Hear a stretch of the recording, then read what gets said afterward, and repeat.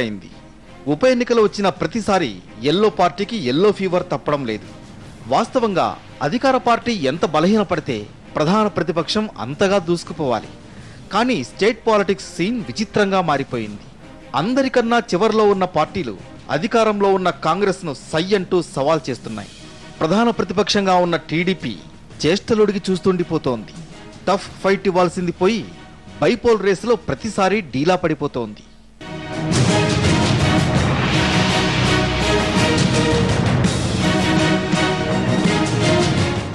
Cycle పంక్చర్లకు కారణమేంటి? Cycle పూర్తి overhauling జరిగేది ఎప్పుడు? ఎల్లో ఫీవర్ తగ్గేది ఎన్నడు? చంద్రబాబు చాణక్యం పనిచేయడం లేదు. తెలంగాణ విషయంలో ఆచితూచి బోర్లా పడ్డ బాబు ప్రస్తుతం జగన్ ఎదుర్కొనే వ్యూహరచనకు అష్టకష్టాలు పడుతున్నారు. ఏం చేసినా, ఎన్ని స్కెచ్లు వేసినా చంద్రబాబు పాచికలు పారడం లేదు.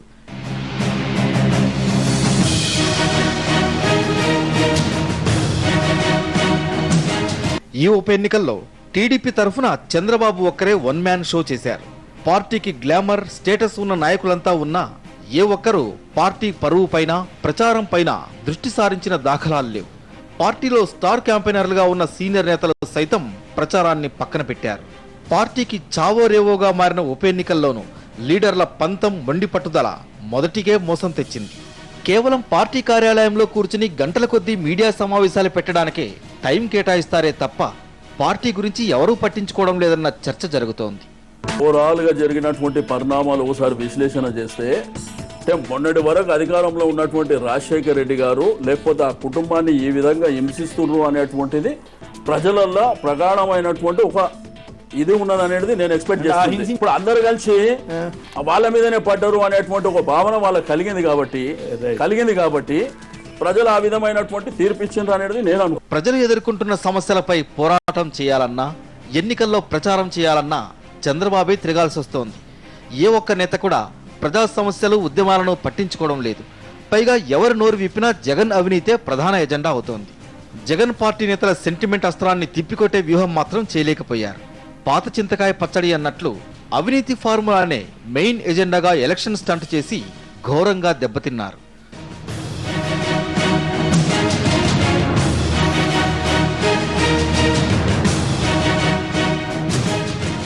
దీనికి తోడు తమ్ముళ్ల గ్రూపు రాజకీయాలు కూడా సైకిల్ స్పీడుకు బ్రేకులేస్తున్నాయి. దీనికి అనంతపురం జిల్లా రాయదుర్గం రిజల్టే పెద్ద ఎగ్జాంపుల్. తమ్ముళ్ల మధ్య సమన్వయ లోపం ఇక్కడ ఘోరంగా దెబ్బతీసింది. అసలు జనం టీడీపీ నుంచి ఏం కోరుకుంటున్నారు? వారికి ఏం కావాలి? ఈ తరహాలో తమ్ముళ్ల రాజకీయం ఉండడం లేదు. పైగా ఎన్నికల ఫలితాల విషయంలో జిల్లా నేతలు ఊహల్లో తేలిపోతూ అధినేత బాబును కూడా గాల్లో తేలిపోయేలా చేస్తున్నారు.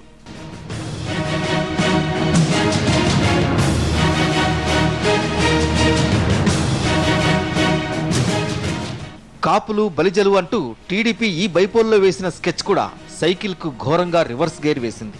కలిసి వస్తే చక్రం తిప్పొచ్చని కాపులు, బలిజలకు 6 సీట్లు కేటాయించారు బాబు. కానీ తమ్ముళ్ల కాకి లెక్కలు అర్థమయ్యేసరికి అధికార పక్షం కన్నా రేసులో వెనకబడిపోయింది టీడీపీ.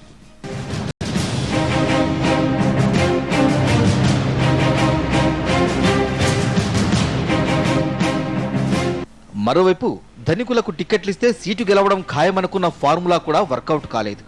రాయదుర్గం క్యాండిడేట్ దీపక్ రెడ్డి కోటీశ్వరుడైనా పార్టీ క్యాడర్తో అటాచ్మెంట్ లేకపోవడం ఘోరంగా దెబ్బతీసింది. సైకిల్ హవా కొనసాగుతుందని, చేతిగాలి వీస్తుందని, జగన్ పార్టీ డ్యామేజ్ అవుతుందని ధీమాతో ఉన్న తమ్ముళ్లకు ప్రజా తీర్పు పెద్ద షాక్నే ఇచ్చింది. కాంగ్రెస్ ని, జగన్ ని ఒకేలా చూడాలనే ప్రాథమిక సూత్రం మర్చిపోవడం వల్లనే ఇది జరిగిందని పార్టీ నేతలు కొందరు విశ్లేషిస్తున్నారు. ఎంతసేపు జగన్ను జనానికి దూరం చేయాలనే ఆలోచన తప్ప తామెలా జనానికి దగ్గరవ్వాలో అన్న ఆలోచన కూడా జరగలేదన్నది వారి వాదన.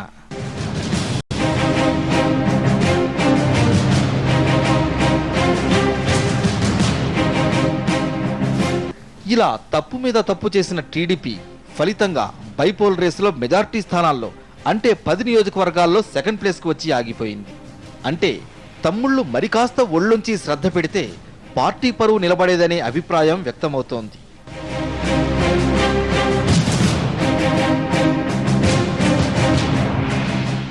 మరి బైపోల్ రిజల్ట్స్ చూసుకున్న తర్వాతైనా తమ్ముళ్లు మారతారా? మాటల గారడితో బాబును బురుడీ కొట్టిస్తున్న సీనియర్లు జనం బాట పడతారా? మీడియా కాన్ఫరెన్స్లకు పరిమితం కాకుండా జనం సమస్యలపై పోరుబాట చేస్తారా? అసలు సైకిల్ సవారీ మళ్లీ గాడిన పడుతుందా? 2014 జనరల్ ఎలక్షన్స్ హైవేపై దూసుకుపోవాలంటే ఇవన్నీ జరగాలి.